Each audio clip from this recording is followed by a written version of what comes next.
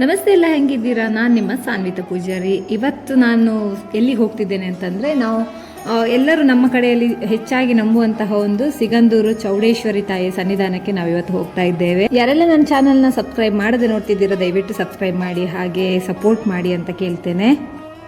ಹಾಗೆಯೇ ಸ್ವಲ್ಪ ಸಿಗಂದೂರಿನ ಕಥೆಯನ್ನು ತಿಳ್ಕೊಳ್ಳೋಣ ಈ ವಿಡಿಯೋದಲ್ಲಿ. ನನಗೆ ತಿಳಿದಷ್ಟು ಕಥೆಯನ್ನು ನಾನು ನಿಮಗೆ ಹೇಳಲಿಕ್ಕೆ ಇಷ್ಟಪಡ್ತೇನೆ. ಒಂದು ಕಾಲದಲ್ಲಿ ಶೇಷಪ್ಪ ನಾಯಕ ಮತ್ತು ಆತನ ಸ್ನೇಹಿತರು ಸಿಗಂದೂರಿನ ಕಾಡಿನಲ್ಲಿ ಬೇಟೆಯಾಡಲು ಹೋಗ್ತಾರಂತೆ. ಆಗ ಆ ಸ್ನೇಹಿತರು ಅವರ ಬೇಟೆಯಾಡುವ ಇದರಲ್ಲಿ ಎಲ್ಲೆಲ್ಲ ದಿಕ್ಕಪಾಲಾಗಿ ಹೋದಾಗ ಒಂಟಿಯಾಗಿ ಉಳಿದಂತಹ ಶೇಷಪ್ಪನವರು ಭಯಗೊಂಡು ರಾತ್ರಿ ಆಗ್ತಾ ಬಂದ ಕಾರಣ ಅದೇ ಕಾಡಿನಲ್ಲಿ ಮಲ್ಕೊಳ್ತಾರಂತೆ.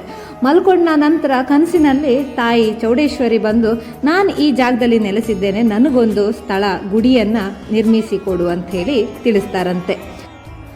ಮರುದಿನ ಅಲ್ಲಿಂದ ಎದ್ದು ಬಂದಂತಹ ಶೇಷಪ್ಪನಿಗೆ ತಾನು ಕಂಡ ಕನಸು ಬಗ್ಗೆ ಹೇಳಿದರೆ ಯಾರು ನಂಬ್ತಾರೋ ಇಲ್ವೋ ಅನ್ನುವಂತಹ ಒಂದು ಭಯ ಕಾಡ್ತದೆ. ಅದರಂತೆ ಒಬ್ಬರು ಬ್ರಾಹ್ಮಣ, ಅವರ ಊರಿನಲ್ಲಿದ್ದಂತಹ ದುಗ್ಗಜ್ಜ ಅಂತ ಹೇಳಿ ಒಬ್ಬ ಬ್ರಾಹ್ಮಣರಿರ್ತಾರಂತೆ, ಅವರ ಹತ್ರ ಹೋಗಿ ಅವರ ಕನಸಿನ ಬಗ್ಗೆ ಹೇಳ್ತಾರಂತೆ. ನಮಗೆ ಈ ಥರ ಕನಸು ಬಿದ್ದಿದೆ, ಅದು ಯಾವ ಕಾರಣಕ್ಕೆ ಅಂತ ಗೊತ್ತಿಲ್ಲ, ಅಲ್ಲಿ ತಾಯಿ ನೆಲೆಸಿದ್ದೇನೆ ಅಂತೇಳಿ ತಾಯಿ ತಿಳಿಸಿರ್ತಾಳೆ, ಹಾಗಾಗಿ ಅಲ್ಲಿ ಗುಡಿ ಆಗಬೇಕು, ನನಗೆ ಸಹಾಯ ಮಾಡಿ ಅಂಥೇಳಿ ಕೇಳ್ಕೊತಾರಂತೆ.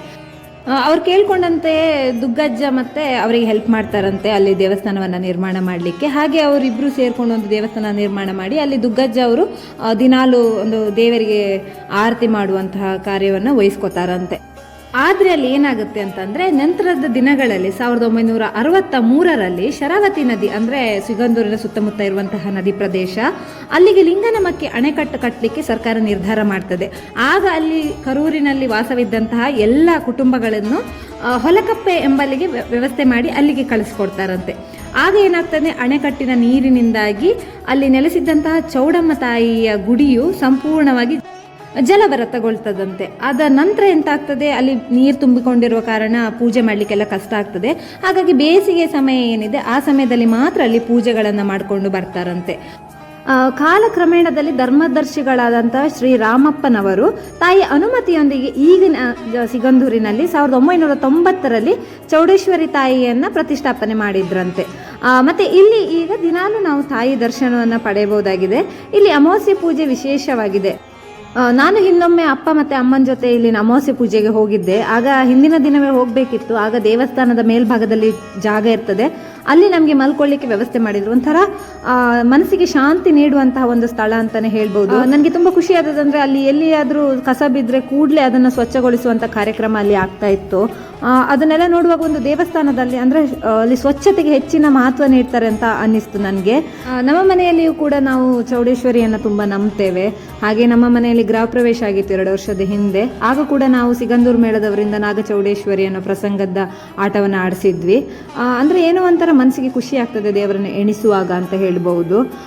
ನೀವು ಹೋಗಿ ನಿಮ್ಮ ಮನಸ್ಸಿನ ಇಷ್ಟಾರ್ಥನ ಅಲ್ಲಿ ಹೇಳ್ಕೊಳ್ಳಿ, ನಿಮಗೆ ಏನಾದರೂ ಒಳ್ಳೇದಾಗ್ತದೆ ಅಂತಲೇ ನಾನು ಹೇಳ್ತೇನೆ. ಹಾಗೆ ನಾವು ಅಲ್ಲಿ ಊಟಕ್ಕೆ ಹೋದ್ವಿ. ಅಲ್ಲಿದು ಊಟದ ವಿಶೇಷ ಅಂದರೆ, ನಮ್ಮ ಕಡೆ ಎಲ್ಲ ಲಾಸ್ಟಿಗೆ ಪಾಯಸ ಕೊಟ್ಟರೆ, ಅಲ್ಲಿ ಫಸ್ಟಿಗೆ ಸಿಹಿ, ಅಂದರೆ ಫಸ್ಟಿಗೆ ಸಿಹಿಯನ್ನು ಕೊಡುವಂತಹ ಒಂದು ಕ್ರಮ ಆ ಕಡೆ ಇರೋದ್ರಿಂದ ನಮಗೆ ಅದೊಂದು ಸ್ವಲ್ಪ ವಿಶೇಷ ಅಂತ ಅನ್ನಿಸ್ತದೆ. ಬಟ್ ಅನ್ನಪ್ರಸಾದ ತುಂಬ ಚೆನ್ನಾಗಿತ್ತು.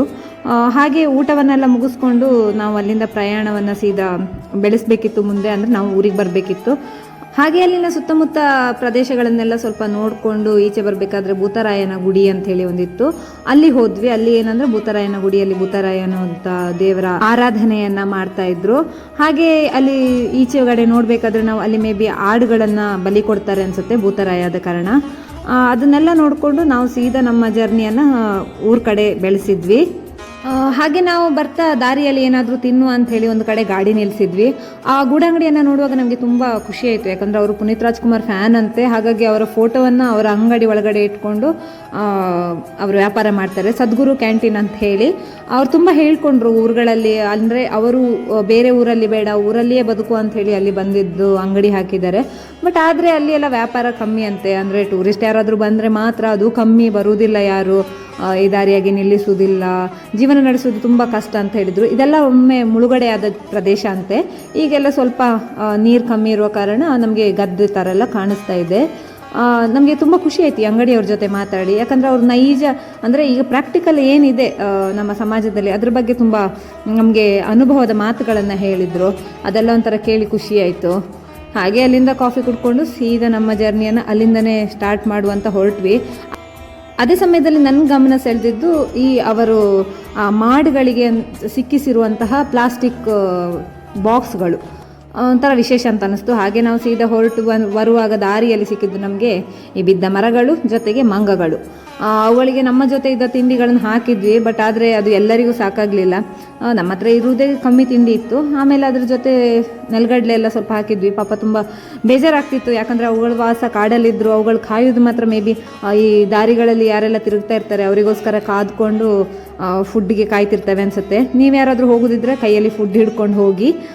ಘಾಟ್ ಸೆಕ್ಷನಲ್ಲಿ ಹೋಗಬೇಕಾದ್ರೆ ಈ ಥರ ಪ್ರಾಣಿಗಳು ನಮ್ಗೆ ಸಿಗ್ತವೆ. ನಮ್ಗೊಂದು ಗೊತ್ತಾಯಿತು, ನಾವು ಯಾವಾಗಲೂ ಘಾಟ್ ಸೆಕ್ಷನಲ್ಲಿ ಹೋಗಬೇಕಾದ್ರೆ ಈ ಥರ ಏನಾದರೂ ಫುಡ್ ಹಿಡ್ಕೊಂಡು ಹೋಗಬೇಕು, ಆಗ ನಮಗೆ ಕಾಯ್ತಿರುವಂಥ ಪ್ರಾಣಿಗಳಿಗೆ ಕೊಡ್ಬೋದು ಅಂತ ಹೇಳಿ. ಈ ವಿಡಿಯೋ ಇವತ್ತಿಗೆ ಮುಗಿಸ್ತಾ ಇದ್ದೀನಿ. ಇಷ್ಟ ಆದರೆ ಲೈಕ್ ಮಾಡಿ, ಸಬ್ಸ್ಕ್ರೈಬ್ ಮಾಡಿ. ಧನ್ಯವಾದಗಳು. ಮತ್ತೊಂದು ವಿಡಿಯೋದಲ್ಲಿ ಸಿಗುವ, ಆಯಿತಾ?